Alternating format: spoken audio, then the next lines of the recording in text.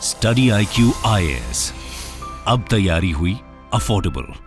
दोस्तों, land of God यानी देवभूमि कहे जाने वाले उत्तराखंड राज्य का लगभग 86% एरिया हिमालयन माउंटेन रेंज से कवर है। यही कारण है कि भारत के क्षेत्र में अपार सुंदरता हर साल लाखों सैलानियों को अपनी ओर आकर्षित करती है। हिंदू पौराणिक कथाओं के अनुसार उत्तराखंड वो धरती है जहां कई सालों तक भगवान ब्रह्मा और भगवान विष्णु ने ध्यान यानी मेडिटेशन किया था। साथ ही ये वो धरती है जहां महाभारत के युद्ध के बाद पांडवों को भगवान शिव के दर्शन हुए। हिंदू धर्म में अपनी विशेष जगह रखने वाली दो नदियां गंगा और यमुना का ओरिजिन भी इसी राज्य से होता है और छोटा चार धाम यात्रा के लिए भी हर साल करोड़ों श्रद्धालु इसी राज्य का रुख करते हैं। हालांकि नेचुरल ब्यूटी और रिलीजियस टूरिज्म इस विश्व प्रसिद्ध राज्य का सिर्फ एक पहलू है। असल में आज ये स्टेट हार्श क्लाइमेटिक कंडीशंस के चलते अंडर डेवलप्ड इंफ्रास्ट्रक्चर का शिकार है, जहां आजादी के 76 साल बाद भी उत्तराखंड में पहाड़ों में रहने वाले लोग इलेक्ट्रिसिटी से लेकर रोड और रेलवे कनेक्टिविटी जैसी मूलभूत सुविधाओं से वंचित हैं। भले ही आज भारत दुनिया के 4th लार्जेस्ट रेल नेटवर्क की पोजीशन पे खड़ा है, इसके बावजूद आधा उत्तराखंड आज भी रेल नेटवर्क से अछूता है। वहीं आए दिन होने वाले लैंडस्लाइड जैसे इंसिडेंसेस भी स्टेट के रोड इंफ्रास्ट्रक्चर को भी अनसर्टेन बना देते हैं। ऊपर से साल दर साल टूरिस्ट की बढ़ती संख्या यहाँ के मीन्स ऑफ ट्रांसपोर्ट पर एडिशनल प्रेशर क्रिएट करते जा रहे हैं। यही कारण है कि साल 2017 में भारत सरकार ने उत्तराखंड के रिलीजियस टूरिज्म यानी छोटा चार धाम यात्रा को इजी, सेफ और अफोर्डेबल बनाने के उद्देश्य से चार धाम रेल प्रोजेक्ट की नींव रखी थी। इस प्रोजेक्ट का मकसद उत्तराखंड के एक्सीडेंट्स और स्लाइड प्रोन एरियाज को एलिमिनेट कर इन चार धामों को रोड और रेलवेज के थ्रू बेहतर कनेक्टिविटी प्रोवाइड करना है, ताकि उत्तराखंड के टूरिज्म को और ज्यादा बढ़ावा मिल सके। दोस्तों, आज हम इस वीडियो सेशन में बात करने वाले हैं उत्तराखंड के चार धामों को जोड़ने वाले रेल प्रोजेक्ट की। हम जानेंगे इस प्रोजेक्ट की विशेषताओं को और बात करेंगे कि किस तरह ये प्रोजेक्ट उत्तराखंड के टूरिज्म और देश की डिफेंस स्ट्रेटजी के लिए एक मील का पत्थर साबित हो सकता है।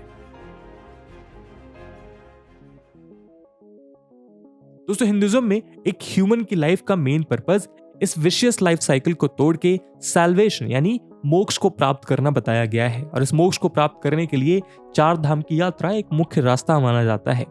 वैसे तो हिंदुइज्म में चार धाम बद्रीनाथ, जगन्नाथपुरी, द्वारका और रामेश्वरम को कहा जाता है, लेकिन हम जिन चार धाम की बात कर रहे हैं उन्हें छोटा चार धाम की यात्रा नाम से जाना जाता है, जिसमें बद्रीनाथ, केदारनाथ, गंगोत्री और यमुनोत्री धाम आते हैं, जो सभी उत्तराखंड में स्थित हैं। इन्हीं छोटा चार धामों की आपस में बेहतर कनेक्टिविटी के लिए सरकार द्वारा इस रेल प्रोजेक्ट की शुरुआत की गई। इस प्रोजेक्ट को साल 2017 में रेल मिनिस्टर सुरेश प्रभु ने बद्रीनाथ में इनॉग्रेट किया था, जिसके तहत कुल 327 किलोमीटर की broad gauge rail line Uttarakhand के पथरीले इलाकों में बिछाई जानी है। प्रपोज प्रोजेक्ट के अनुसार 327 किलोमीटर लंबी ये रेल लाइन उत्तराखंड की पहाड़ियों में 61 टनल्स, जिसकी टोटल लेंथ 279 किलोमीटर बताई जा रही है, और 59 ब्रिजेस से गुजरते हुए 21 नए स्टेशन का दौरा करेगी। प्रोजेक्ट को टोटल 4 रूट्स में डिवाइड किया गया है। इसके अंदर 2 एग्जिस्टिंग रेलवे लाइंस को आगे इन चार धामों तक एक्सटेंड किया जाना है। चार धाम रेल प्रोजेक्ट उत्तराखंड के एग्जिस्टिंग स्टेशन यानी रायवाला जंक्शन से स्टार्ट किया जाएगा, जिसकी वेस्टर्न लाइन डोईवाला जंक्शन से उत्तरकाशी होते हुए मनेरी तक 131 किलोमीटर का सफर तय करेगी। दोस्तों, मनेरी वही स्टेशन है जहां से गंगोत्री की यात्रा काफी छोटी रह जाती है। वहीं उत्तरकाशी से 22 किलोमीटर की एक रेल लाइन पलार स्टेशन तक जाएगी, जो यमुनोत्री जाने वाले श्रद्धालुओं का ड्रॉप पॉइंट होगा। बात करें ईस्टर्न लाइन की, तो इसकी शुरुआत उत्तराखंड के newly inaugurated Yognagari Rishikesh railway station से होगी। यहाँ से ये देवप्रयाग और कर्णप्रयाग तक 125 किलोमीटर का सफर तय करेगी। कर्णप्रयाग से साईकोट होते हुए सोनप्रयाग तक 99 किलोमीटर की रेल लाइन बिछाई जाएगी, जिसके कंप्लीशन के बाद सोनप्रयाग रेलवे स्टेशन केदारनाथ धाम के लिए सबसे नजदीकी रेलवे स्टेशन बन जाएगा। ओरिजिनली प्रपोज प्लान के मुताबिक इसी रेलवे लाइन पे सियालकोट से एक रेल लाइन जोशीमठ की तरफ जानी थी। हालांकि 2013 के फ्लड और हाल ही में लैंडस्लाइड के चलते जियोलॉजिकल सर्वे में जोशीमठ को इस प्रोजेक्ट के लिए अनफिट डिक्लेयर कर दिया है। अब इसकी जगह सियालकोट से ही रेलवे ट्रैक पीपलकोटी तक ही बनाया जाएगा। इसके कंप्लीशन के बाद पीपलकोटी रेलवे स्टेशन बद्रीनाथ धाम के लिए ड्रॉप पॉइंट कहलाएगा। सरकारी आंकड़ों के अनुसार 43,292 करोड़ की लागत से बनने वाला ये प्रोजेक्ट RVNL यानी रेल विकास निगम लिमिटेड की देखरेख में पूरा किया जा रहा है।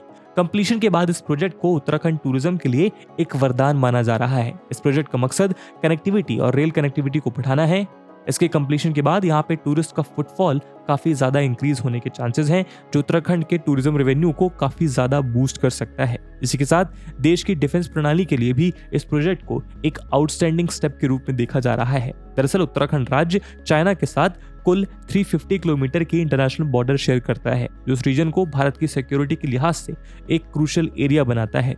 मिनिस्ट्री ऑफ डिफेंस का मानना है कि ये प्रोजेक्ट हमें चाइना के खिलाफ कॉन्फ्लिक्ट सिचुएशन में एडवांटेज प्रोवाइड करेगा। रेल कनेक्टिविटी अवेलेबल होने से हम मिलिट्री इक्विपमेंट, वेपन्स और ट्रूप्स को आसानी से चाइना बॉर्डर तक पहुंचा सकते हैं, जिससे किसी भी कॉन्फ्लिक्ट सिचुएशन में चाइना को टक्कर का जवाब दिया जा सकता है। दोस्तों, यूपीएससी की तैयारी करने के लिए आपको बहुत सारे ऑनलाइन बैचेस मिलेंगे, पर आखिरकार क्यों स्टडी IQ का UPSC prelims to interview live batch उसमें से बेस्ट है? दोस्तों, इन बैचेस में आपको 1000+ आवर्स का लाइव कंटेंट डिलीवर किया जाएगा। आपकी तैयारी को पिन पॉइंट फोकस रखने के लिए क्रिस्प नोट्स दिए जाएंगे। किसी भी समय आपके डाउट्स को क्लियर करने के लिए 1-to-1 मेंटोरशिप का फीचर भी आपके पास रहेगा। प्रीलिम्स के लिए प्रैक्टिस क्वेश्चंस, मेंस के आंसर राइटिंग प्रैक्टिस, और उसके बाद जो भी स्टूडेंट्स प्रीलिम्स 2024 क्लियर करेंगे उन्हें स्टडी IQ कैंपस में बुलाकर अगले 4 महीनों के लिए मेंस रेसिडेंशियल प्रोग्राम के अंडर रिगरस प्रिपरेशन कराई जाएगी बिना किसी एडिशनल कॉस्ट के। और दोस्तों, ये सब कुछ आपको मिलेगा मात्र और मात्र 25,999 के सुपर डिस्काउंटेड प्राइस पे, अगर आप AG live coupon code use करते हैं। दोस्तों, 23 अक्टूबर को स्टडी IQ के prelims to interview batches English और हिंदी लैंग्वेज में लॉन्च होने जा रहे हैं। इन बैचेस में क्लासेस की टाइमिंग मॉर्निंग 8 AM रहेगी। तो आप भी AG live coupon code use करिए और पूरे देश के यूपीएससी एस्पिरेंट्स के साथ कहिए कि अब तैयारी हुई अफोर्डेबल स्टडी IQ के साथ। इन बैचेस से रिलेटेड सभी इंपॉर्टेंट लिंक्स आपको डिस्क्रिप्शन और पिन्ड कमेंट में मिल जाएंगी।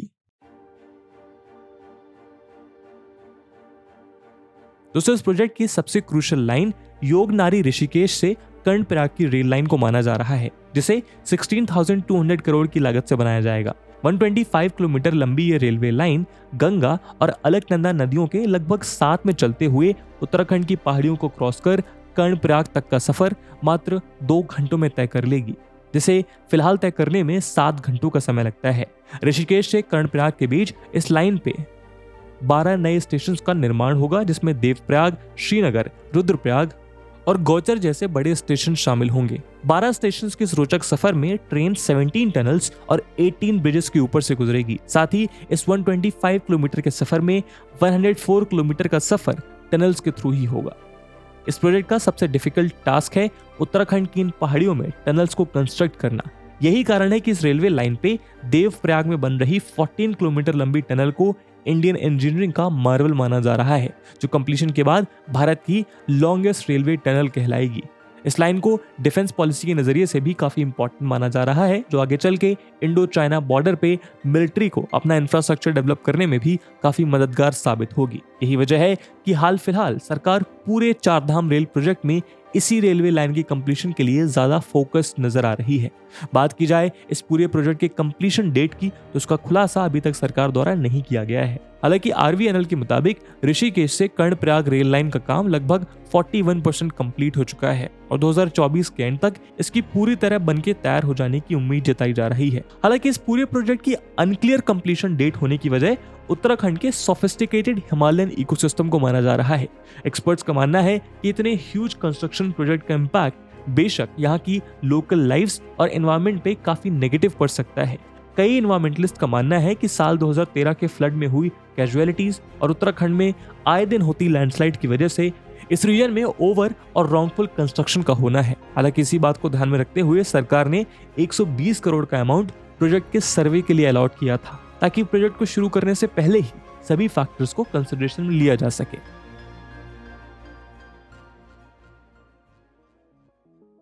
दोस्तों, आज से 1200 साल पहले गुरु आदि शंकराचार्य ने हिंदुज्म को देश में फिर से जागृत करने के उद्देश्य से 4 धामों को जोड़ा था। आज हमारे इंजीनियर्स इतिहास के इसी चैप्टर को फिर से दोहराने जा रहे हैं। उम्मीद है ये प्रोजेक्ट जल्द से जल्द सफलतापूर्वक कंप्लीट हो। इसी के साथ आज के वीडियो डिस्कशन को हम यही समाप्त करते हैं। इस प्रोजेक्ट को लेकर आपके क्या ओपिनियन है, कमेंट सेक्शन में जरूर बताइएगा। आई होप आपको वीडियो पसंद आई होगी, और अगर पसंद आई है तो अपने दोस्तों के साथ शेयर करना मत भूलिएगा। हम मिलते हैं अगले वीडियो में, तब तक के लिए जय हिंद, जय भारत। स्टडी IQ IAS, अब तैयारी हुई अफोर्डेबल।